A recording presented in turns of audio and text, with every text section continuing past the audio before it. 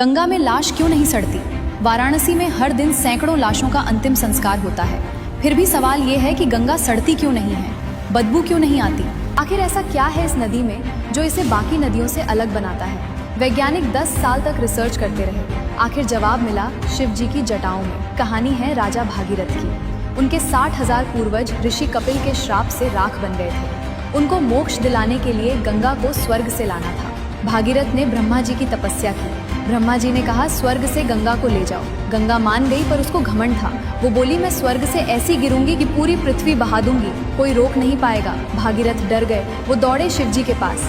शिव जी बोले आने दो, और गंगा पूरे अहंकार के साथ स्वर्ग से गिरी। आवाज ऐसी कि देवता कांप गए। जैसे ही वो शिव जी के सिर पर गिरी, शिव जी ने अपनी जटाएं खोल दी और गंगा जटाओं में फंस गई। निकलने का रास्ता नहीं मिला। 1 साल नहीं, कई सालों तक वो जटाओं में भटकती रही। उसका घमंड टूट गया।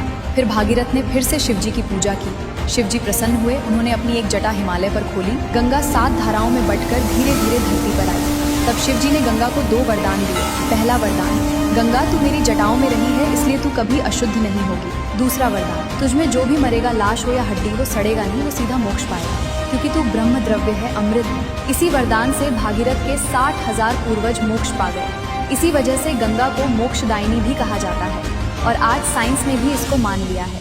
गंगा में लाश क्यों नहीं सड़ती? वाराणसी में हर दिन सैकड़ों लाशों का अंतिम संस्कार होता है।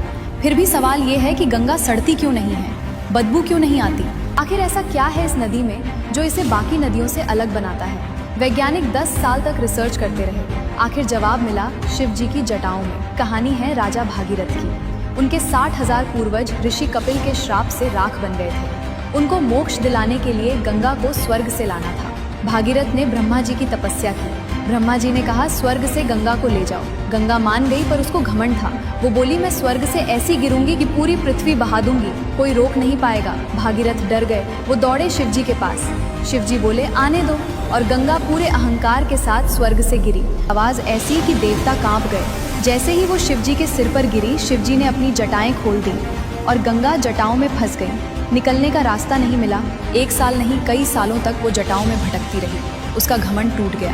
फिर भागीरथ ने फिर से शिव जी की पूजा की। शिव जी प्रसन्न हुए। उन्होंने अपनी एक जटा हिमालय पर खोली। गंगा 7 धाराओं में बंटकर धीरे धीरे धरती पर आई। तब शिव जी ने गंगा को 2 वरदान दिए। पहला वरदान, गंगा तू मेरी जटाओं में रही है, इसलिए तू कभी अशुद्ध नहीं होगी। दूसरा वरदान, तुझमें जो भी मरेगा, लाश हो या हड्डी, वो सड़ेगा नहीं, वो सीधा मोक्ष पाएगा, क्योंकि तू ब्रह्म द्रव्य है, अमृत है। इसी वरदान से भागीरथ के 60,000 पूर्वज मोक्ष पा गए। इसी वजह से गंगा को मोक्षदायिनी भी कहा जाता है, और आज साइंस ने भी इसको मान लिया है।